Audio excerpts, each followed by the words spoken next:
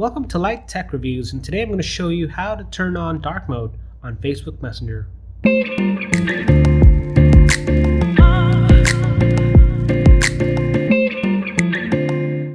Now, the primary reason why you'd want to do this, especially if you're on an OLED device, is so that you can save on battery life. Because OLED screen devices actually turn off the pixels that are completely black, and therefore saving you battery in the long run. Now, the first step is always to make sure you're on the latest version of Facebook Messenger. You can do this by going to the App Store or Google Play Store and searching for Facebook Messenger and then updating the app through there.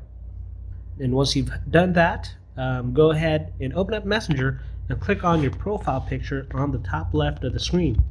And once on there, you'll see that the first option is actually dark mode, so go ahead and flip that on, and boom, that's it. You're on dark mode. Now that's it for today's tutorial. Thanks so much for watching, and I'll see you in the next one.